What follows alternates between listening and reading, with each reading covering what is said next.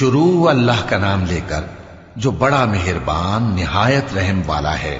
اے نبی، ہم نے تم کو فتح دی، فتح بھی کھلی اور واضح، تاکہ اللہ تمہاری اگلی اور پچھلی کوتاہیاں بخش دے اور تم پر اپنی نعمت پوری کر دے اور تم کو سیدھے رستے چلاتا رہے، اور تاکہ اللہ تمہاری بھرپور مدد کرے۔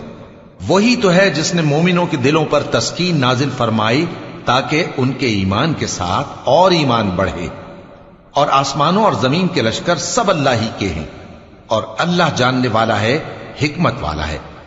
یہ اس لیے کہ وہ مومن مردوں اور مومن عورتوں کو بہشتوں میں جن کے نیچے نہریں بہ رہی ہیں داخل کرے، وہ اس میں ہمیشہ رہیں گے، اور تاکہ ان سے ان کے گناہوں کو دور کر دے، اور یہ اللہ کے نزدیک بڑی کامیابی ہے۔ اور اس لیے کہ منافق مردوں اور منافق عورتوں اور مشرک مردوں اور مشرک عورتوں کو جو اللہ کے بارے میں برے برے خیال رکھتے ہیں عذاب دے، انہی پر برے حادثے واقع ہوں، اور اللہ ان پر غصے ہوا اور ان پر لعنت کی اور ان کے لیے دوزخ تیار کی، اور وہ بری جگہ ہے۔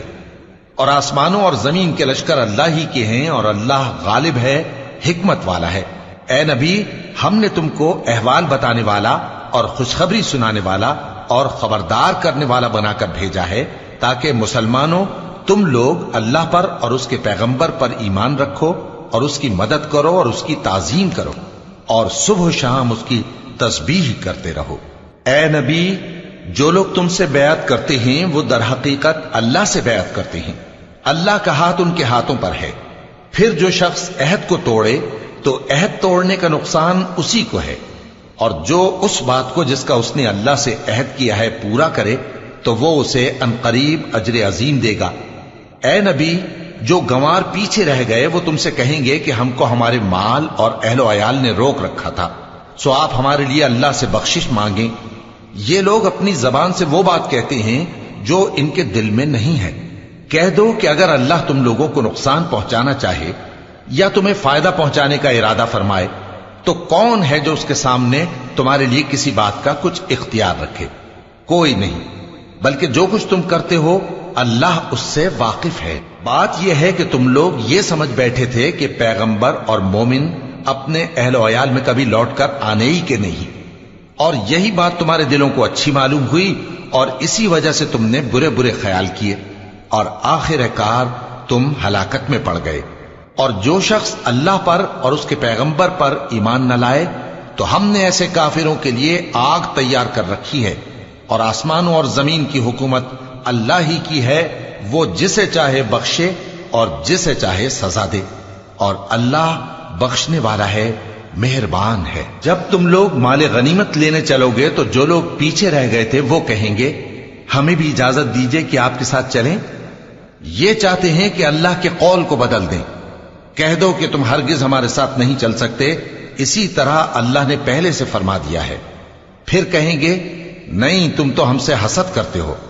بات یہ ہے کہ یہ لوگ سمجھتے ہی نہیں مگر بہت کم۔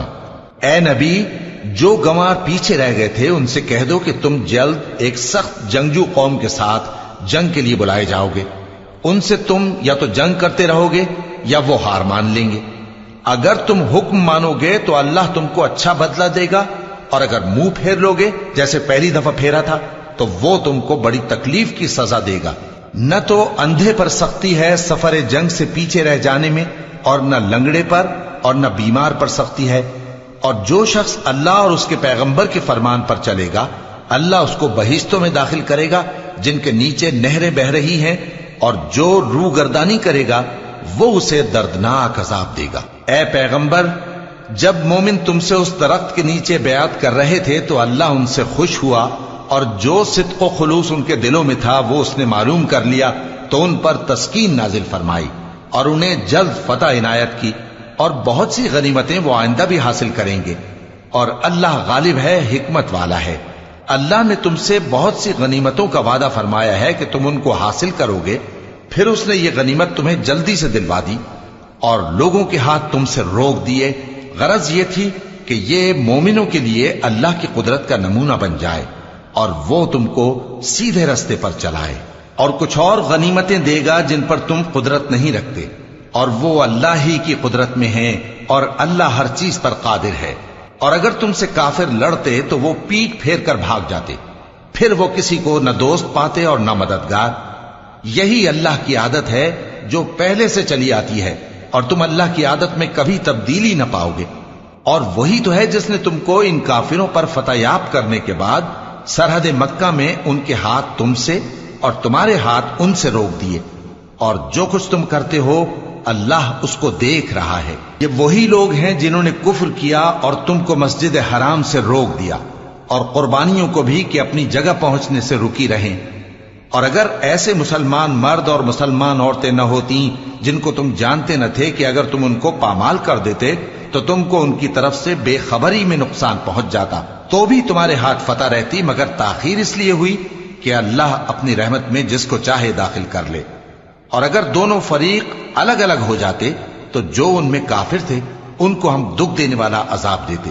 جب کافروں نے اپنے دلوں میں ضد کی، اور ضد بھی جاہلیت کی، تو اللہ نے اپنے پیغمبر اور مومنوں پر اپنی طرف سے تسکین نازل فرمائی اور ان کو پرہیزگاری کی بات پر قائم رکھا، اور وہ اسی کے مستحق اور اہل تھے، اور اللہ ہر چیز سے خبردار ہے۔ بے شک اللہ نے اپنے پیغمبر کو سچا اور صحیح خواب دکھایا تھا کہ تم انشاءاللہ مسجد حرام میں اپنے سر منڈوا کر یا اپنے بال ترشوا کر امن و امان سے داخل ہوگے اور کسی طرح کا خوف نہ کرو گے۔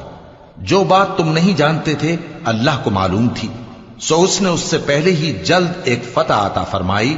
وہی تو ہے جس نے اپنے پیغمبر کو ہدایت کی کتاب اور دین حق دے کر بھیجا تاکہ اس کو تمام دینوں پر غالب کرے، اور حق ثابت کرنے کے لیے اللہ ہی کافی ہے۔ محمد صلی اللہ علیہ وآلہ وسلم اللہ کے پیغمبر ہیں، اور جو لوگ ان کے ساتھ ہیں وہ کافروں کے مقابلے میں تو سخت ہیں اور آپس میں رحم دل۔ اے دیکھنے والے، تو ان کو دیکھتا ہے کہ اللہ کے آگے جھکے ہوئے سر بسجود ہیں اور اللہ کا فضل اور اس کی خوشنودی طلب کر رہی ہیں۔ کثرت سجود کے اثر سے ان کی پیشانیوں پر نشان پڑے ہوئے ہیں۔ ان کے یہی اوصاف تورات میں ہیں اور یہی اوصاف انجیل میں ہیں۔